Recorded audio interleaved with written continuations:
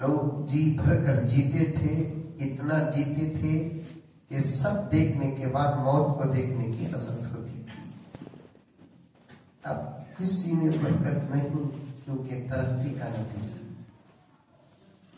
تو غرض بات لمبی ہو گئی۔ اللہ تبارک و تعالی فرماتے ہیں اے نوح، ایک مکہ توڑنے کے لیے میں کہتا ہوں جس کو تم نے اپنے ہاتھوں سے بنایا تو تمہیں درد ہوتا ہے۔ اس پوری کائنات میں نے صرف کہا کہ بن جاؤ تو ہر چیز بن گئی، لیکن انسان کو میں نے اپنے ہاتھوں سے بنایا ہے اور تمہیں بڑی آسانی کے ساتھ تم نے بد دعا کرنے کے لیے کہہ دیا۔ ہم اپنے بندوں سے کتنی محبت کرتے ہیں یہ صرف ہم جانتے ہیں، تم نہیں جانتے۔ وہ جو بھی کرتا ہے بندوں کے حق میں بہتر کرتا ہے، بندہ سمجھنے میں دیر کرتا ہے۔ اصل میں مسئلہ کیا تھا؟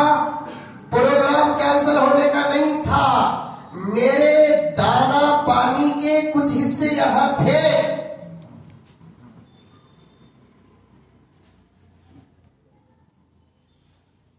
یہاں مجھے دوپہر کا کھانا کھانا تھا، 3-4 وقت کی چائے پینا تھا۔ اللہ فرماتے ہیں تیرا رزق تو میں یہاں رکھا، تو کہاں جا رہا ہے؟ تیرا رزق تو میں یہاں رکھا ہوں، تو کہاں جا رہا ہے؟ ادھر آ۔ اللہ کھلا کر رہیں گے، اس لیے ایک موقع مل گیا۔ کافی دن بیچ میں گزر گئے، ورنہ سال میں 1 یا 2 مرتبہ تو مولا علی محلے کو آنے کا موقع مل ہی جاتا تھا۔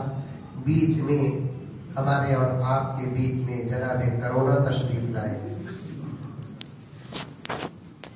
جو خصوصی مہمان تھے، وہ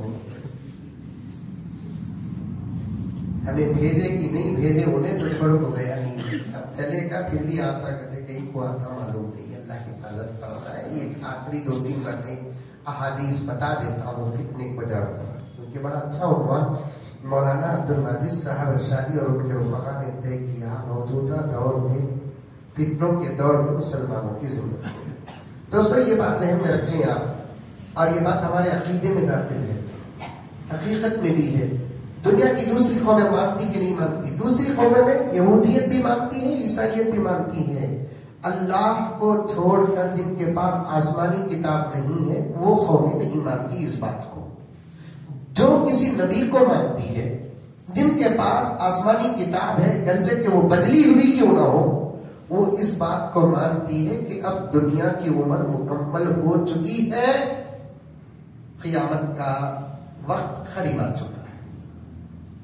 اس بات کو یہودی بھی مانتے ہیں، اس بات کو عیسائی بھی مانتے ہیں، اور مسلمان تو مانتے ہی ہیں، کیونکہ قیامت کے بارے میں یہودیوں کے نبی حضرت موسیٰ جتنی باتیں بتائی، نصارہ کے نبی حضرت عیسیٰ جتنی باتیں بتائی ہیں، اس سے کئی سو زیادہ باتیں ہمارے نبی نے قیامت کے بارے میں بتا دی۔ بڑی مشکل سے 2-3 علامات، بڑی مشکل سے 2-3 علامات حضرت موسیٰ بتائے ہوں گے، وہ علامات ان کے پاس موجود ہوں گے۔ 2-3 علامتیں عیسیٰ بتائے ہوں گے، اور 2-4 بتانے والے تھے، اس سے پہلے آسمان میں اٹھا لیے گئے۔ لیکن ہمارے نبی نے خدا کی قسم قیامت کے قریب کی علامتیں ایسی بتائی ہیں، ایسی بتائی ہیں، ایسی بتائی ہیں، گویا کہ قیامت کے قریب کا پورا زمانہ 2 صفحے بنا کر اللہ نے میرے نبی کے سامنے رکھ دیا۔ قیامت کے قریب انسان کیسا ہوگا، قیامت کے قریب انسان کی عادت کیسی ہوگی، قیامت کے قریب انسان کی فطرت کیسی ہوگی، ماں باپ کیسے ہوں گے، بچے کیسے ہوں گے، تجارتیں کیسی ہوں گی، معاملات کیسے ہوں گے، آب و ہوا کیسی ہوگی، غذا کیسی ہوگی، مغرب کا حال کیا ہوگا، مشرق کا حال کیا ہوگا، ہند کا حال کیا ہوگا، اور جزیرۃ العرب سعودی عرب کا حال کیا ہوگا، اپنوں کا حال کیا ہوگا، غیروں کا کیا حال ہوگا، یہاں تک کہ علماء کرام تشریف فرما ہے پوچھ کر دیکھے کہ انسان قیامت کے قریب کیا پہنے گا جسم پر، کیا پہنے گا پیروں پر، یہاں تک نبی نے بتا دیا۔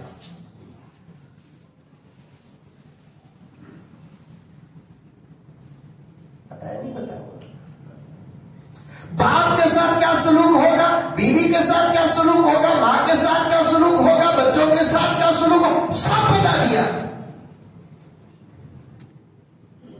اور میری خاص امت، حضور کی امت کی دو قسمیں ہیں، امت عام، امت خاص. سمجھ میں آ رہی ہے نوجوان؟ تم لوگوں سے خاص بات ہے، سمجھ میں آ رہی ہے بیٹے؟ ارے آ رہی نہیں آ رہی؟ بیان کے بعد پوچھوں گا، میں وضو کرے تک تم بھاگ جانا. حضور کی امت کی کتنی قسمیں؟ دو قسمیں. ایک قسم کیا امت عام، ایک قسم کیا امت خاص. امت عام کا مطلب ہندو، مسلمان، سکھ، عیسائی سب امت عام میں داخل ہے. امت خاص سے کون مراد؟ اس امت میں جو نبی کو اللہ کا آخری نبی مان کر ایمان لاتے ہیں وہ امت خاص ہے. بیٹے کسے تلاش کر رہے بیٹے؟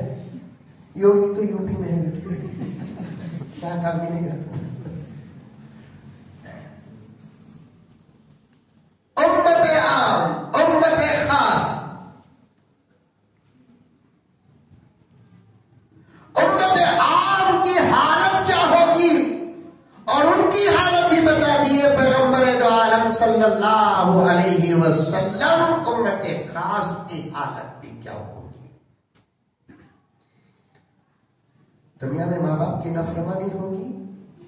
ہاں نافرمانی ہوگی. یا رسول اللہ کلمہ پڑھنے والے بھی ماں باپ کی نافرمانی کریں گے؟ ہاں کلمہ پڑھنے والے میری امت کے افراد بھی ماں باپ کی نافرمانی کریں گے. ساری دنیا میں زنا عام ہو جائے گا. فتنہ بدر بکر، ہاں ساری دنیا میں زنا عام ہو جائے گا. وہ لوگ بھی زنا کریں گے جو کلمہ پڑھتے ہیں، وہ لوگ بھی زنا کریں گے. سود عام ہو جائے گی، سود کو تجارت کا نام دیا جائے گا. پوری دنیا سود کے گڑھے میں گر جائے گی، غلیظ پانی میں غرق ہو جائے گی. یا رسول اللہ امت مسلمہ بھی تجارت سمجھ کر سود کا کاروبار کرے گی. آج ہے نہیں یہ تمام باتیں. پیغمبر نے فرمایا قیامت کے قریب کچھ لوگ اپنی بیوی سے زنا کریں گے.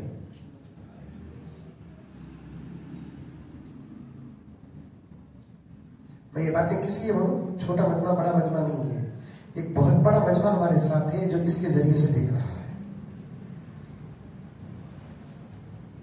اب نہیں دیکھا تو کل بھی تو دیکھے گا، کل نہیں تو پرسوں دیکھے گا. اب اسی پر سوال اٹھتا ہے مسجد کے اندر کیسا ایسے معلوم ہو رہا ہے حضرت ابو بکر کے پوترے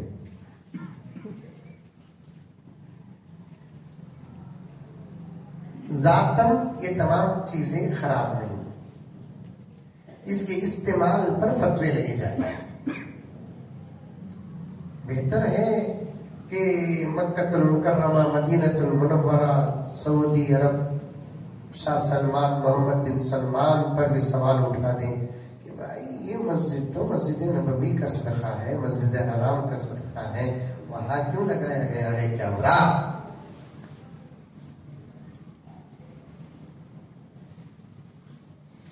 ابو علماء ہمیں بھی بہت متشدد تھے تصویر پر، بہت متشدد تھے تصویر پر. اب علماء کرام نے کچھ رخصت دے رہے ہیں. اگر اس کا فائدہ عام ہو، اچھا ہو تو اس کی رخصت ہے، اور مسجدوں میں اس بات کا ہونا ضروری ہے. تم تو یہ جلسے کی بات کر رہے ہیں، میں کہتا ہوں کہ ہر جمعے میں باقاعدہ اس کی ریکارڈنگ ہو، کیونکہ کچھ کمینے ہمارے جمعے کے خطبات پر بھی الزام لگا رہے ہیں.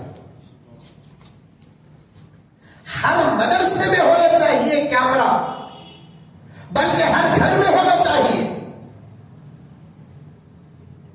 نیت نیک ہو، حفاظت کی نیت ہو. میرے الفاظ غور سے سنیں. کیوں ہماری غیر حاضری میں نے تو گھر میں کہا صاف طور پر، میں گھر میں رہا تو فبیہا، میں گھر میں نہیں رہا کون بھی لا کر گھر کا دروازہ کھٹکھٹا کر مجھے تحفہ دے تو ہرگز نہیں لیتا. اب بہت جلد میں بھی جا رہا ہوں، میں گھر میں لگا تو فبیہا، میری غیر حاضری میں کوئی دروازہ کھٹکھٹا کر مجھے مل سا نہیں، اللہ میں آیا حیدرآباد سے، حضرت سے ملنے کے واسطے، کام کرو حضرت کو بولو عبد القدیر آئے تھے بول کر دیکھیے عبد القدیر دے کر گئے بول کر بولا. اور ہمارے گھر کی عادت کہ جو چیز میرے نام آتی ہے میرے جانے تک وہ چیز کھلتی نہیں. اب انہوں نے کھینچ رہیں گے. جیسے ہی وہ دینے والا دے کر چلا جائے گا ماموں آ جائیں گے. ماموں اگر فوراً کریں گے گھر کی تلاشی لینا ہے وارنٹ سرٹیفکیٹ ہے ہمارے پاس اور وارنٹ سرٹیفکیٹ دکھا دی ہے تو پھر ہمارا گھر رہ کر بھی ہمارا گھر نہیں رہتا. اور وہ تلاشی لیں گے. تلاش کرتے کرتے ایک ڈبہ ملے گا. اب ہماری گھر میں مثال آپ کا گھر ہمارے گھر مثال بول رہا ہوں امانت کی چیز ذرا حفاظت سے کر رکھتے ہیں. برابر ڈبہ اٹھائیں گے اندر دیکھیں گے وہیں کھول کر دیکھیں گے چرس رہے گا. اور میڈیا پیچھے ان کے سالے وہاں لگا یہ ماموں آ کے سالے وہاں مولانا مزمل صاحب کے گھر میں چرس نکلا ہے. نہیں ہمارے گھر کا نہیں کون نہیں ایسا ویسا بولتے سو چورا سب. اس لیے اس وقت کی ضرورت حفاظت ہے. یہ سوال ادب سے کرنا چاہیے. سوال محبت سے کرنا چاہیے. یہ ڈبٹا یہ جھپا یہ داڑھی ہمارے اخلاق کا اظہار نہیں. ہماری زبان ہماری ادا ہمارے اخلاق کی سند ہے. کتنے ڈبٹے پہننے والے ذرا اس کی جورو کو پوچھو کیسے ہوا تمہارے نوشو تہجد کب مرتا کی.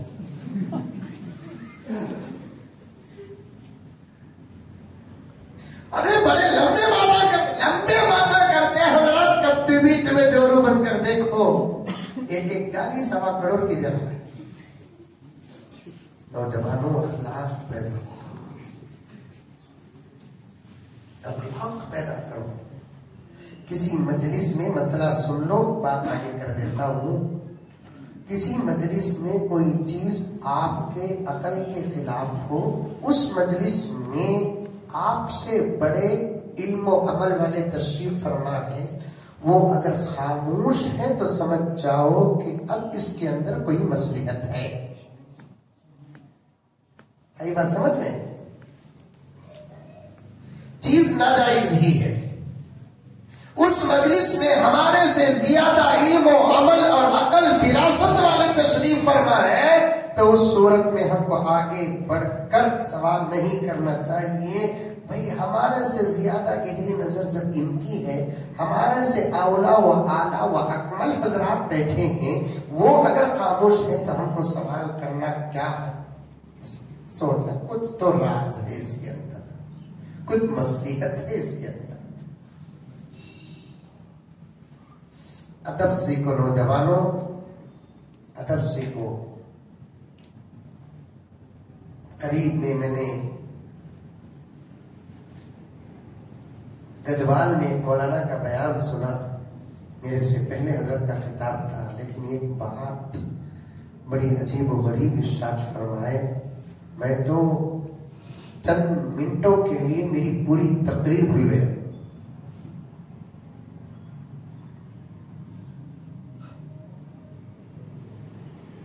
آپ سنیں گے وہ بات کیا ہے. اگر اتنی اہم بات سن کر بھی آپ کے اندر خوف پیدا نہیں ہوا تو سمجھ جانا کہ دل مردہ ہو گیا ہے. اگر بات سننے کے بعد ڈر پیدا ہوا تو سمجھنا کہ ابھی ہمارے اندر کچھ زندگی باقی ہے. انہوں نے حضرت مولانا مفتی شفیع صاحب رحمت اللہ علیہ کے حوالے سے ارشاد فرمایا کہ آج ساری دنیا ہم لوگوں کو مسلمان سمجھ کر نہیں مار رہی ہے. عمل چھوڑنے کی وجہ سے خدا نے ان کو ہمارے لیے عذاب بنایا ہے. آئی بات سمجھ میں. ارے ہم سے پہلے بھی مسلمان تھے کیوں نہیں مارے وہ لوگ. ان سے پہلے مسلمان تھے کیوں نہیں مارے وہ لوگ.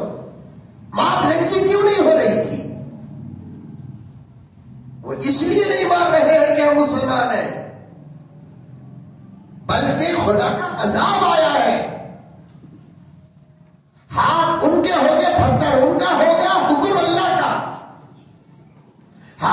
لیے تلوار، ان کی حکم اللہ کا.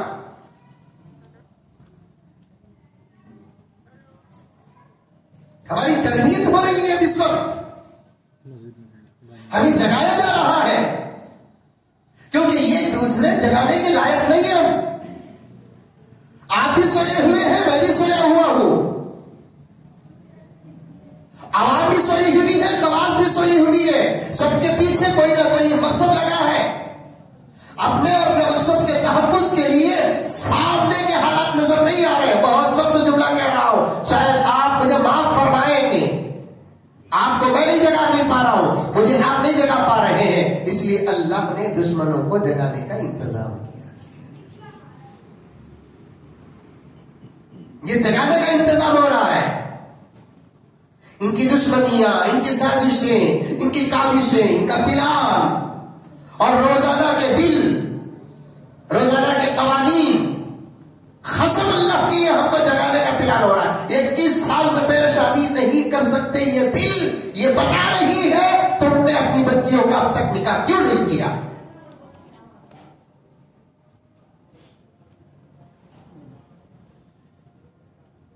یہ NRC کی بل یہ بتا رہی ہے کہ تم نے اپنے شناخت کے ڈاکومنٹس کیوں برابر حفاظت کر کے نہیں رکھے. کیا اسلام تم کو آدھار کارڈ بنانے سے منع کیا؟ کیا اسلام تم کو آئیڈینٹی کارڈ بنانے سے منع کیا؟ کیا اسلام تم کو ووٹر کارڈ بنانے سے منع کیا؟ کیا اسلام تم کو ریشن کارڈ بنانے سے منع کیا؟ یہی تو اسلام ہے جو صحیح لکھنا سکھایا ہے. یہ تمام قوانین ہمیں جگا رہے. اتنا بڑا قانون آ گیا، بیچ میں بات آ رہی ہے، عرض کر رہا ہوں NRC پاس ہوگا نہیں ہوگا، ہوگا نہیں ہوگا، واللہ عالم بالصواب. لیکن اتنی بات تو سمجھ میں آ گئی کہ ہمارا ڈاکومنٹ آج نہیں کل پوچھا جائے گا. لیکن اب تک ہم نے تیاری کوئی نہیں کی ہے. یہ سونے کی دلیل نہیں تو اور کیا ہے. ہمارے اپنے نام اب تک صحیح نہیں کیے. میرے ایک دوست ایک عجیب قسم کی خدمت کر رہے ہیں، جیسے مولانا خدمت کر رہے ہیں عنایت چیریٹیبل ٹرسٹ کی طرف سے. میں چھوٹی موٹی خدمت کر لے رہا ہوں. کچھ لوگ ایسی خدمت کر رہے ہیں، ہم لوگوں کو صرف ہے نا کچھ خاص لوگوں کی خدمت نظر آتی ہے. ایسے بھی کچھ لوگ ہیں جو خدا کی قسم ان کی خدمت کو دیکھ کر ہمیں رشک آتا ہے. میرا ایک نوجوان ساتھی ہے، تقریباً 27 سال کا یا 28 سال کا، اس کا نکاح میں پڑھایا. اچھا پڑھا لکھا ہے، انگلش اچھی بات چیت کرتا ہے، کوئی بڑی ڈگری لیا ہے مجھے معلوم نہیں. وہ ایک آفس کو جاتا ہے، صبح کو 9 بجے جاتا ہے، شام کو 5 بجے آتا ہے. اچھی سیلری ہے. اس کے بعد اس کا کام کیا ہے معلوم؟ گھر جا کر ڈاکومنٹ صحیح کرنا فری میں. اس وقت کی سب سے بڑی خدمت ہے یہ. بولو بھی تمہارا نام کیا ہے، آدھار کارڈ بنا کیا، تمہارا ووٹر لسٹ کیا، کتنے سال تمہارے 18 سال ووٹر لسٹ میں نام آیا کیا، تمہارا نام کیا ہے، ذرا برتھ سرٹیفکیٹ بناؤ، اسکول سرٹیفکیٹ بتاؤ، سب میں برابر ہے کیا. یہ کام کر رہا ہے انہیں جتنی اس کی طاقت ہے اتنا کام کر رہا ہے، فری میں کر رہا ہے. بتاؤ حاجی صاحب اس وقت کی سب سے بڑی خدمت نہیں تو اور کیا ہے بتائیے. بولو مولانا اتنی بڑی خدمت ہے. نام کریکشن کر رہا ہے. تمہارے ابا کا نام اس میں کیا ہے، تمہارے امی کا نام اس میں کیا ہے، تمہارے ابا کا آدھار کارڈ کیا ہے، تمہارے امی کا آدھار کارڈ کیا ہے، سب کو زیرکس بنا کر کر کے سب کی ایک فائل بنا کر دے رہا ہے. وہ کہنے لگا کہ حضرت اب تک ہم 200 سے زیادہ فائلز بنا کر سب کو تیار کر کے رکھا ہوا حضرت بول کر بول رہا ہے. وہ بولتے بولتے کہہ رہا ہے کہ کچھ لوگ ایسے بھی ہیں جن کو جا کر میں کہتا ہوں کہ تمہارے ڈاکومنٹس لاؤ، فری میں کر دیتا ہوں. میری خدمت ہے، میں یہ کر سکتا ہوں. بڑے بڑے لوگ بڑی بڑی خدمت کرتے ہیں، میں چھوٹا آدمی میں چھوٹی خدمت کر لیتا ہوں. چھوڑو جی کا پاتا دیکھیں گے NRC کیا بھی ہوتا نہیں، کون میرا بیٹا نکالتا سب دیکھیں گے. ایسا بول کر ان کو گھر سے باہر کر لیں. یہ غفلت نہیں تھا اور کیا بتائیے. تو دنیا کے اندر امریکہ سے لے کر اس وقت ہمارے ملک کے پارلیمنٹ تک جتنے بھی بل بن رہے ہیں، قوانین بن رہے ہیں، یہ ہمیں جگانے کے لیے بن رہے ہیں. اور یہ خدا کی طرف سے جگانے کا آخری موقع ہے. سن لو کان کھولو. کھول کر سن لو، خدا کی طرف سے ہم جیسے غافلوں کو جگانے کا یہ آخری موقع ہے. اگر اب نہیں جاگو گے تو پھر آئندہ جاگنے کے امکانات بہت کم ہیں. پھر جگانے کے لیے دو حضرات آئیں گے، جن میں سے ایک کا نام حضرت مہدی ہوگا، ایک کا نام حضرت عیسیٰ ہوگا. بس اس موقع کے اور ان کے آنے کے بیچ میں کوئی موقع نہیں ہے. وہ بھی حضرت مہدی آئیں گے. سو حیدرآباد میں آگے کیا تھا نا، نہیں ہے آگے بول کر بندر میں بڑا چرچا ہے. پڑھے لکھے لوگ سب ہے نا ان کے پیچھے پڑے ہوئے. شکیل بن حنیف کا فتنہ، فیاضی کا فتنہ، ہمارے نوجوان اللہ اکبر ان کو کیا سمجھ بیٹھے ہیں مہدی سے، ان جو دعویٰ کرتے ہیں قبول. کھانے میں ایک مولانا فرما رہے تھے وہ تو خدائی دعویٰ کرنے کے قریب تک پہنچا ہوا ہے، اب اسے بھی تسلیم کرنے کے مومنٹ میں آ چکی. کوئی اپنے آپ کو غوث کا دعویٰ کرتا ہے قبول کر لو، ولی کا دعویٰ کرتا ہے قبول پکڑ لو، لیکن کوئی اس دور میں نبی کا دعویٰ کرتا ہے تو پھر اپنے ایمان کی حفاظت میرے نبی کے بعد کوئی نبی نہیں. حضرت عیسیٰ آئیں گے، عیسیٰ ہونے کا دعویٰ کر رہا ہے، اس کا دعویٰ وہیں باطل ہو جاتا ہے، کیونکہ عیسیٰ کی اماں کا نام مریم، اس مریم کے پیٹ سے پیدا ہونے والا جو بچہ تھا وہی عیسیٰ تھا. اور عیسیٰ کی خاص بات یہ ہے کہ ان کے ابا نہیں تھے. اب اگر کوئی عیسیٰ ہونے کا دعویٰ کرتا ہے تو اس کا باپ ہے کہ نہیں ہے؟ یہیں سے اس کا دعویٰ باطل ہوا نہیں ہوا. اور اب عیسیٰ علیہ السلام آئیں گے تو کیسے آئیں گے؟ بنگلور سے آئیں گے، آسمان سے اتریں گے. انہیں کہاں سے اتریا پوچھو. ہم نا ہمارے دماغوں کی حفاظت کے لیے، عقیدوں کی حفاظت کے لیے قیامت کے قریب حضرت عیسیٰ و مہدی آنے کے متعلق نبی نے دلائل بھی ساتھ بیان کر دیے. وہ دلیل رکھو، جو دعویٰ کرتا ہے اسے دیکھو، یہ تمام دلائل اس کے اندر موجود ہے، تو تمہیں کیا میں بھی قبول کر دوں؟ اب اس وقت عیسیٰ علیہ کی قبر صداقت کے ساتھ پہنچ گئی. جو دلائل نبی آنے کے متعلق بتائے ہیں وہ دلائل اگر آ گئے تو پھر مولانا ماننے کے علاوہ کوئی چارہ نہیں ہے. چارہ کتنے علماء بیٹھے ہوئے پوچھیے، ان سے بھی پوچھیے، بڑے بڑے میرے سے علم و عمل اور فضل میں پڑے ہوئے. اللہ کے رسول صلی اللہ علیہ وسلم نے فرمایا دمشق کی جامع مسجد کے مینار پر اتریں گے 2 فرشتوں کے سہارے میں. اگر اب بھی حضرت عیسیٰ 2 فرشتوں کے سہارے دمشق کی جامع مسجد کے ممبر پر اتر گئے، ماننے کے علاوہ کوئی چارہ نہیں ہے. دمشق کہاں ہے؟ تلنگانہ میں.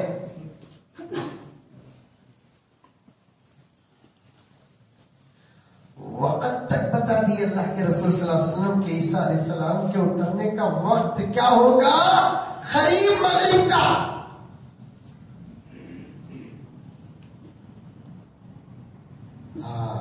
اب 7:30 ہو گئے. دمشق میں بھی بھائی چانس اگر 7:30 رہے نہیں مانیں گے، کیونکہ نبی نے فرما دیا مغرب سے پہلے اتریں گے. قسم اللہ کی بات، اترنے والا بھی عیسیٰ نہیں، بہت پہلے اترنے والا بھی عیسیٰ نہیں. نبی بول دیے تو بولتی ہو گیا.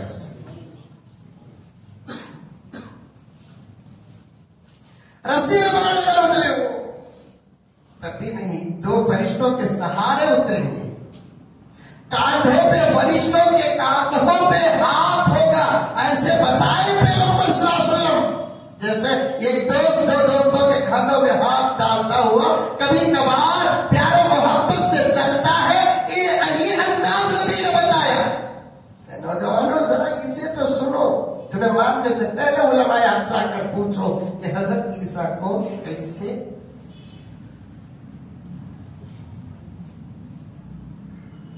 مہدی مان رہے تم لوگ؟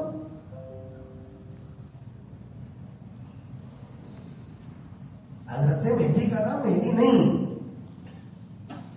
مہدی نہیں، حضرت مہدی کا نام مہدی نہیں. حضرت مہدی کا نام اول آخر کچھ بھی نہیں، محمد. عرب میں آج بھی صرف تنہا محمد نام رکھتے ہیں.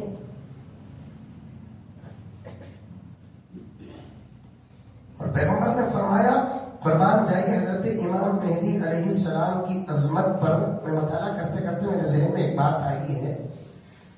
تمام نبیوں نے نبی کی آمد کی بشارت دی، میرے نبی نے حضرت مہدی کے آنے کی بشارت دی. کتنی بڑی بات ہے. دیکھیں، ہر نبی یہ کہا کہ آخری رسول آنے والے ہیں، اور میرے نبی نے کیا کہا، قیامت اس وقت تک نہیں آئے گی جب تک کہ میرے آل میں سے میرے نام کا بچہ نہ پیدا ہو.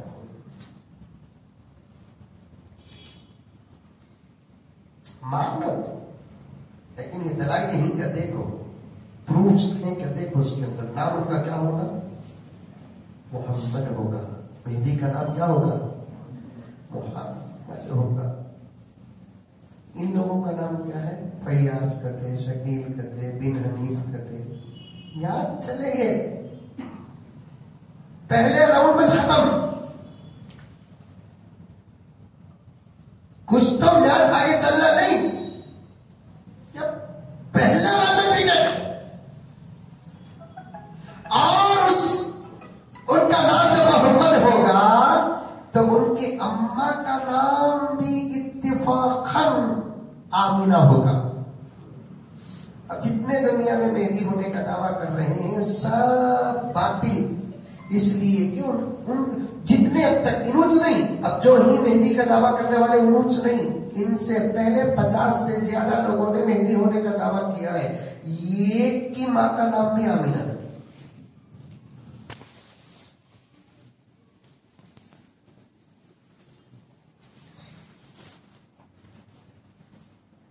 دوسری بات آقا نے فرمایا کہ ان کے والد کا نام عبداللہ ہوگا.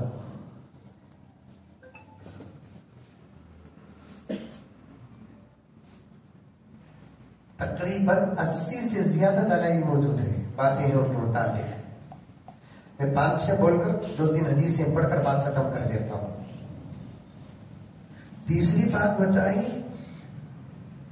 عرب کے ہوں گے. وہ کہاں کے ہوں گے، عرب کے ہوں گے. اب یہ جو گھگواں مہدی ہونے کا دعویٰ کر رہے ہیں، انہوں کہاں کے، بہار کے. وہ بھی بہار. کب بھی بہار دیکھے کیا تمہیں؟ بہار کے اگر کوئی رہے تو ناراض نہ ہو، میں توہین نہیں توصیف کر رہا ہوں.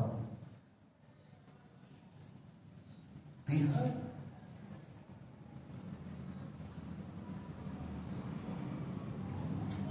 ہندوستان کے اندر 20/9 اسٹیٹس ہیں. 20/9 اسٹیٹ میں ایک تنہا بہار ایسا ہے جہاں جا کر حالات کو دیکھیں گے تو یوں محسوس ہوتا ہے کہ ابھی ہندوستان آزاد نہیں ہوا. یہ میرا اپنا تجربہ ہے. اور کریں گے تو حاجی صاحب یہ بھی احساس ہوگا آئندہ کبھی آزاد نہیں ہوگا. بہار اب تک نفرت سے آزاد نہیں ہوا. بہار اب تک دشمنی سے آزاد نہیں ہوا. بہار اب تک غربت سے آزاد نہیں ہوا. بہار میں ابھی بھی تمیز کی بہت ضرورت ہے، تہذیب کی بہت ضرورت ہے، اخلاق کی بہت ضرورت ہے. یہ نہیں کہہ رہا ہوں کہ نہیں ہے. جن کے اندر ہے وہ بہت باسعادت اور خوش نصیب ہیں، ورنہ عام زندگیوں کو دیکھیں گے تو بہت افسوس ہوتا ہے، ایک درد ہوتا ہے کہ ہمارے بھائی چاہے وہ ملک سے نسبت رکھنے والے ہو یا دھرم سے نسبت رکھنے والے ہو، کیسی زندگی گزار رہے ہیں.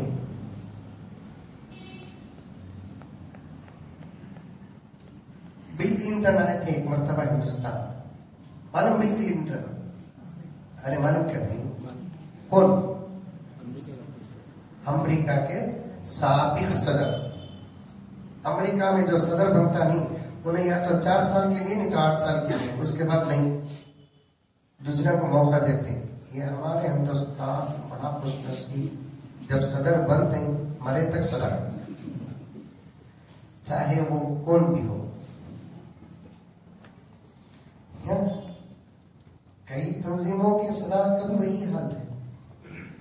دوسروں کو بھی موقع ملنا نہیں ملنا بھائی.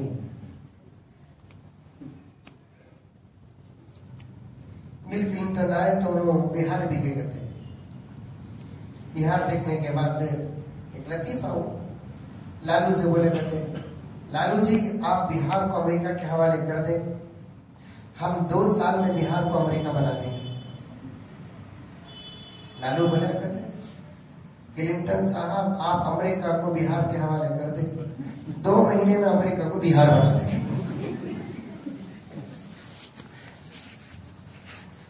2 مہینے میں ہمیں امریکہ کو بہار بنا دیں. حضرت محمد بن عبداللہ و آمینہ المہدی عرب کے ہوں گے. دعویٰ ٹوٹا نہیں ٹوٹا. 5ویں بات سنو, خود ان کو پتا نہیں ہوگا 40 سال تک اللہ مجھ سے اتنا بڑا کام لینے والے ہیں, اور جو بشارت ہمارے نبی آخری نبی محمد رسول اللہ نے دی ہے وہ بشارت میں ہی ہوں, ان کو خود پتا نہیں ہوگا.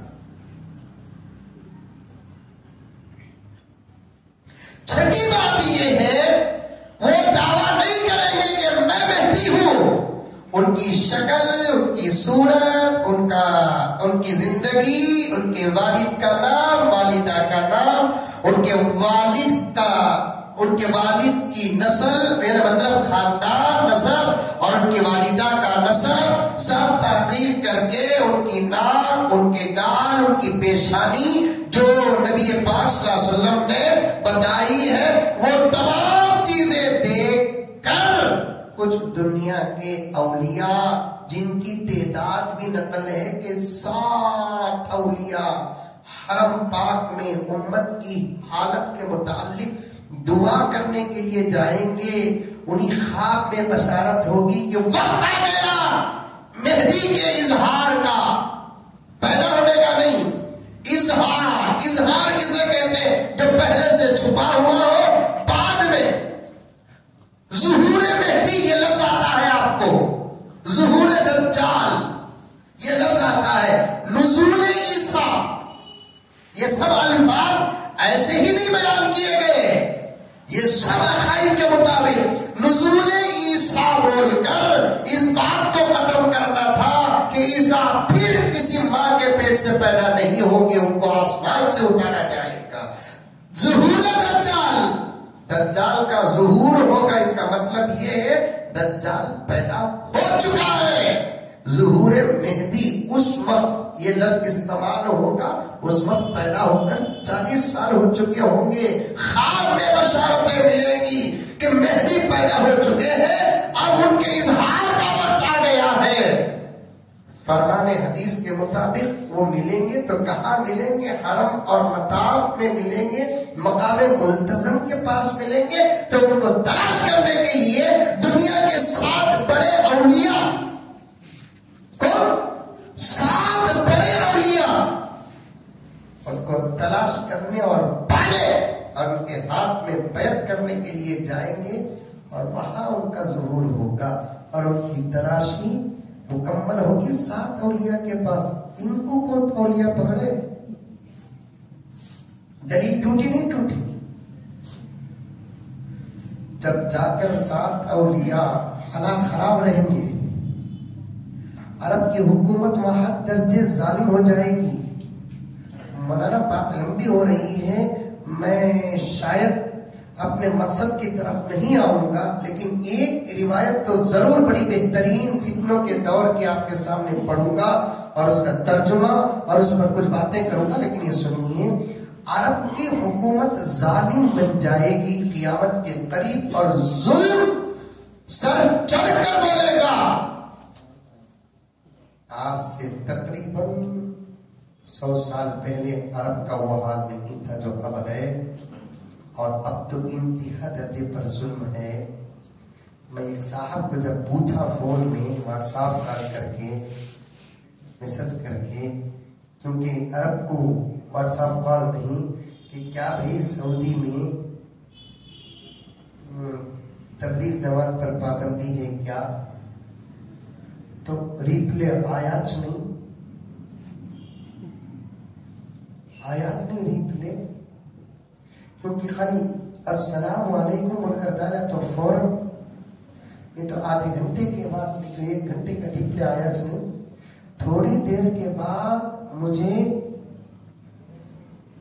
خطر سے فون آ رہا ہے، مولانا ان کو فون کرے تھے کیا، میسج کرے تھے کیا، ہاں کریا تھا، مولانا کیا بھی سنوں کو انہوں مجھے کر بولیں گے یہ سلسلے میں کسی بھی طرح سے کوئی بات نہیں ہونا کرتے، حکومت کو معلوم ہو گیا تو پھر کڑی سے کڑی سزا کرتے، خالی میسج کرے، یہ ظلم نہیں تو اور کیا ہے؟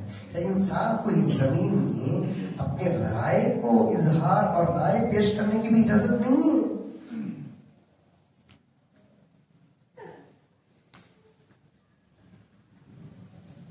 خالی کیا بھی دعوت و تبلیغ پر پابندی لگی ہے کیا، وہاں رہ کر ہاں یا نہ بولنے کے لیے وہاں کی خون ڈر رہی ہے۔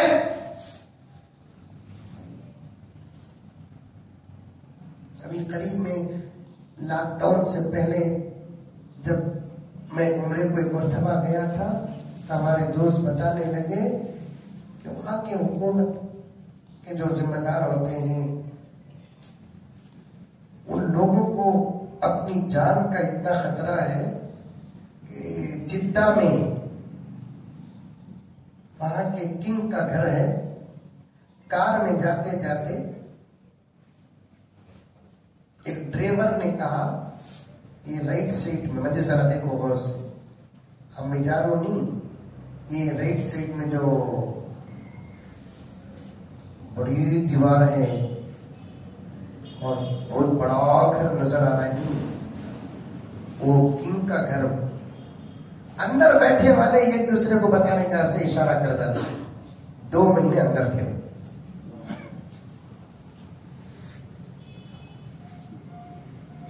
یہ کنگ کا گھر، یہ بادشاہ کا گھر، یہ کونسلر کا گھر، یہ ایم ایل اے کا گھر، یہ صدر کا، سی ایم کا، پی ایم کا گھر بتانا یہ کون سا بڑا جرم ہے بتائیے؟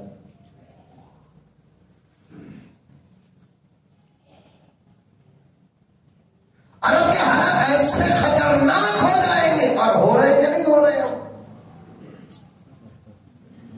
جس عرب میں سلمان فارسی پیدا ہوئے، آئے گئے، سب کچھ ہوا، اس عرب میں اب سلمان خان آ رہا ہے۔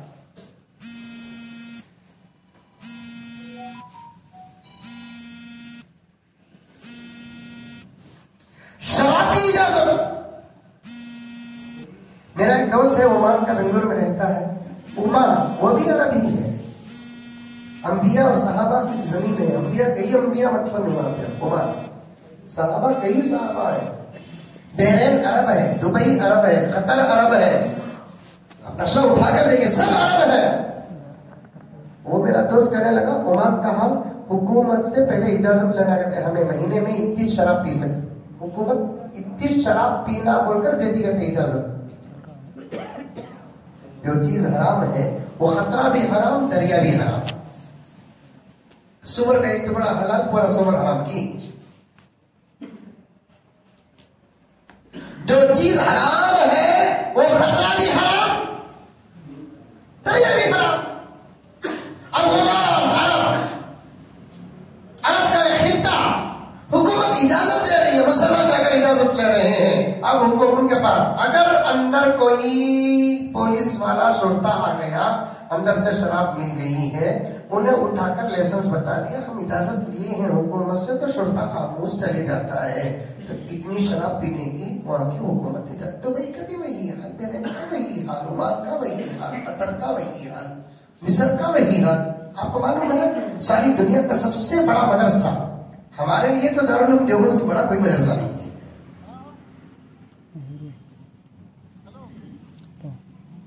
حقیقت میں بھی دارالعلوم دیوبند، اور اس کے ہی تمام مدرسے ہی بچے ہی دنیا کے اندر، ہندوستان کے اندر اس مدرسے سے لگے ہوئے جڑے ہوئے جو مدرسے ہیں اسی مدرسے کے بچے،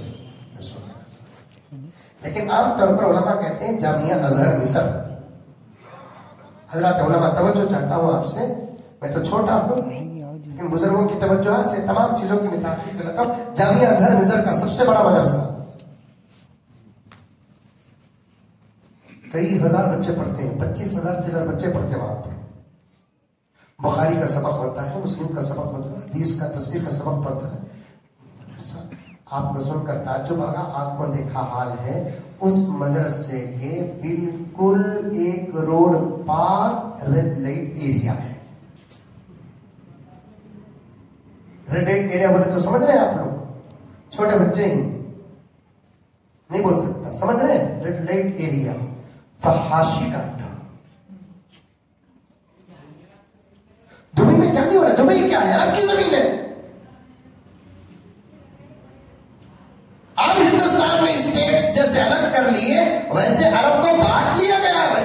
عرب کی زمین ہے، وہ عرب کی زمین ہے.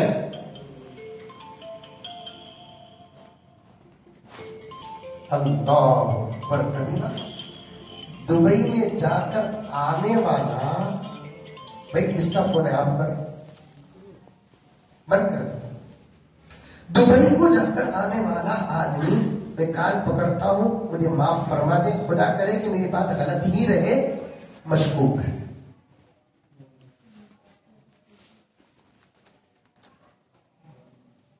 اور یعنی فحاشی. اس سے بھی خطرناک زمانہ آئے گا جب حضرت امام مہدی آئیں گے عرب کی زمین میں. وہاں پر حق بولنا تو دور کی بات، حق سوچنا مشکل ہوگا. وہاں 7 اولیاء جا کر تلاش کریں گے. کئی دنوں کی تحقیق کے بعد خواب کے ذریعے سے بشارت ہوگی. پورے دلائل کو رکھ کر تحقیق کریں گے، جا کر کہیں گے یا محمد ابن عبداللہ لبیک انت المہدی. حضرت مہدی کہتا ہے نا، مہدی میں غلطی ہوئی تم سے.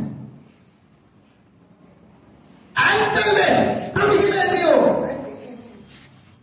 ہاتھ بڑھاؤ، ہاتھ بڑھاؤ، وہ بھی زور سے نہیں، آہستہ، کیونکہ چاروں طرف ظلم ہے نا. ہاتھ بڑھاؤ، ہاتھ بڑھاؤ. کیونکہ مہدی کبھی نہیں میں اسم محمد نہ، اسم ابی عبداللہ نہ، اسم امی آمنہ، آل الحسن والحسین نہ. انت مہدی، انا لا مہدی. صاحب کا جواب یس، مہدی بولے تو نو. یہی ان کے مہدی ہونے کی دلیل. اور جو لوگ اس وقت دعویٰ کر رہے ہیں یہ ایک بھی دلیل نہیں. انت مہدی، نعم الحمدللہ انا مہدی.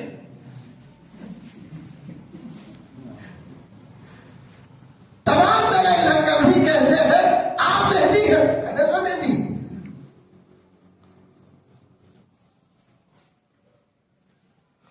دیکھیے دوستو، اس وقت کے فتنے جان، مال، عزت، آبرو کو نقصان پہنچانے کے ساتھ ساتھ ایمان کو بھی نقصان پہنچا رہے ہیں. اس لیے ایک آخری بات بتا دیتا ہوں، ایمان کی حفاظت کرو. کوئی سودا نہ کرو، کوئی کمپرومائز نہ کرو. اس لیے کہ فتنوں کے دور میں ایمان کی حفاظت کرتے ہوئے جینا بھی کتنا بڑا اجر ہے. دیکھیے آپ اللہ کے رسول صلی اللہ علیہ وسلم ارشاد فرماتے ہیں، امتی ہذہ امت مرحومۃ، میری امت امت مرحومہ ہے. امت مرحومہ کا تو سب ڈر گئے، یہ تو ہمارے نزدیک مرحوم بولتے سب کسے جو آؤٹ ہوگا. مرحوم کا لفظ اس پر ہوتا، جس پر رحم ہوا اسے مرحوم بولتے. مرے ہوئے کو مرحوم کیوں بولتے ہیں؟ اس لیے کہ اب موت آ گئی اس پر، دنیا کے تمام مصیبتوں سے وہ راحت پا لیا، اس لیے اسے مرحوم کہتے ہیں. اب اس کے بعد اس سے گناہ نہیں ہوگا، مواخذہ نہیں ہوگا، اس کے بعد وہ نماز نہیں پڑھے گا، پوچھا نہیں جائے گا، روزہ نہیں رکھے گا، رمضان پہ رمضان گزریں گے، روزہ نہیں رکھے گا، پوچھا نہیں جائے گا، جنت دے دی جائے گی، سونے چاندی کے پلنگوں میں صوفوں میں بیٹھا ہوگا، زکات نہیں دے گا، پوچھا نہیں جائے گا۔ موت بھی ایک رحمت ہے، اور تمام نبیوں کی امت میں امت مرحومہ حضور کی امت ہے۔ آقا نے فرمایا امتی حاضی مرحومہ، امت حاضی امت مرحومہ، میری امت امت مرحومہ ہے، لیس علیہا عذاب فی الآخرہ، میری امت پر قیامت میں عذاب نہیں ہوگا، وعذابها فی الدنیا، دنیا میں عذاب ہوگا، آخرت میں عذاب نہیں ہوگا۔ بہت ساری باتیں ذہن میں ہیں لیکن موقع نہیں ہے، میں بھی تھکا ہوا ہوں، مزید اور ایک جگہ جانا ہے، چھٹی ملی وہ بھی چھٹی نہ ہوئی۔ کتنی فضیلت ہے دیکھو، آقا نے فرمایا میری امت امت مرحومہ ہے، لیس علیہا عذاب فی الآخرہ، آخرت میں عذاب نہیں۔ آخرت میں حضور کی امت کے اعزاز کو دیکھ کر تو تمام انبیاء اور انبیاء کی امت بہت رشک کریں گی، کیا امت ہے۔ ایک جگہ پر تو شاہ ولی اللہ محدث دہلوی فرماتے ہیں تمام نبیوں کی امت کو برابر حساب ہوگا، حضور کی امت کو حساب ہوگا لیکن حساب نہیں حساب کے جیسا ہوگا، پیشی آنا کون؟ محمد کا ہوتا ہے کون؟ اس لیے امام ابو حنیفہ فرماتے ہیں عصر سے مغرب کا وقت کم ہو، ظہر سے عصر کا وقت زیادہ ہو، فجر سے ظہر کا وقت زیادہ ہو، عصر کی نماز 2 مثل کے بعد پڑھنا، عصر اور مغرب کے بیچ میں وقت بہت کم رہنا ہے، یہ امت محمدیہ کی فضیلت ہے۔ مثل اول پر نہ پڑھو، 2 مثل کے بعد پڑھو، وقت کم ہونا ہی فضیلت ہے، اس لیے کہ حدیث میں آتا ہے عیسیٰ سے پہلے تمام نبیوں کی امت کا حساب فجر سے لے کر ظہر تک کے وقت کے برابر ہوگا، وہ بھی قیامت میں۔ عیسیٰ کی امت کا حساب ظہر سے عصر تک کے وقت کا ہوگا، اور حضور کی اتنی بڑی امت کا حساب عصر سے مغرب کے وقت، جو وقت مختصر، اتنی مختصر سے وقت میں اتنی بڑی امت کا حساب ہو کر جنت بھی چلے گئے۔ حساب نہیں، حساب ہوگا۔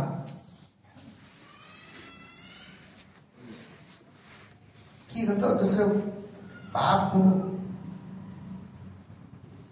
بچوں میں بھی کبھی کبھار ایسا کر لیتا ہے،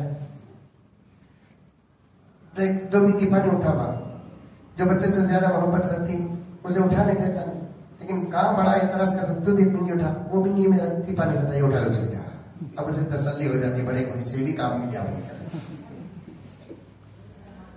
ایسے ہوتا ہے تاکہ تمام انبیاء اللہ کے دربار میں یاد کہا ہمیں بھی تیرے بندے ہیں۔ یہ اور بات ہے کہ پیغمبر کی فضیلت زیادہ ہے، پیغمبر کی فضیلت، امت آپ ان کا حساب لینا تھا نا، خالی دنیا کو دکھے گا حساب لے چلے چلے چلے۔ اسی لیے اللہ کے رسول فرماتے ہیں لیس علیہا عذاب فی الآخرہ، آخرت میں عذاب نہیں، عذاب ہوگا فی الدنیا، دنیا میں عذاب ہوگا۔ کیسے؟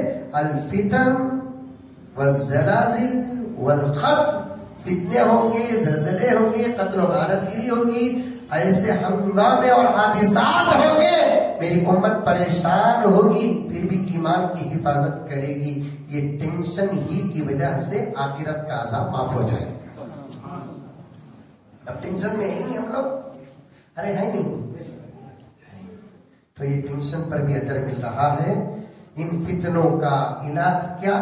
حدیث میں سب سے پہلی بات جو آئی ہے وہ یہ ہے کہ فتنوں کے دور میں کثرت سے دعا کرو، یعنی فتنوں کے دور میں کثرت سے دعا کرو۔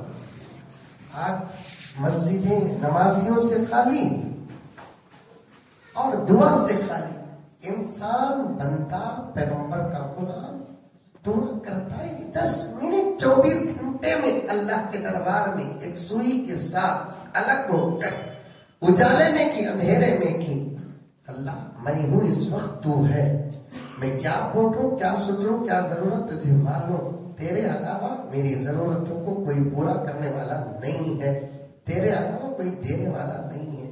ارے اتنی بڑی امت متحد ہو کر میں کہتا ہوں، قسم کھا کر باوضو مصلی منبر کے پاس بیٹھ کر کہہ رہا ہوں، صرف ہندوستان کے مسلمان 30-35 کروڑ اگر پورے خلوص کے ساتھ دعا کر لیں، کل صبح تک ایک دشمن نہیں رہے گا۔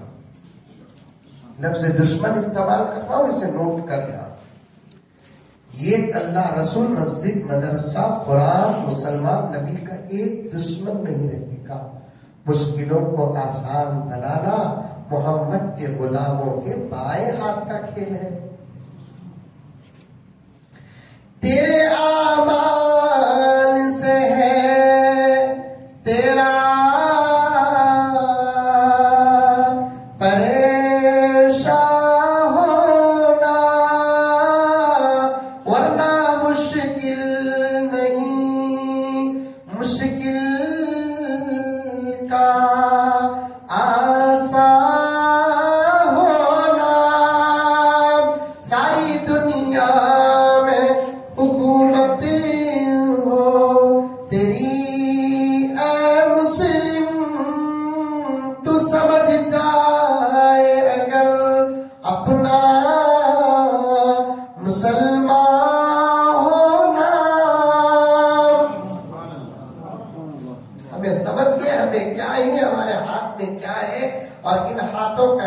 اور کانٹیکٹ کس کے ساتھ ہے، ذرا سمجھ کر استعمال کر لیے تو پھر حالات میں بھی ہم بڑی آسانی کے ساتھ ایسے کامیاب ہو سکتے ہیں جیسے صحابہ کامیاب ہوئے۔ اللہ مجھے اور آپ کو سب کو عمل کرنے کی توفیق عطا فرمائے۔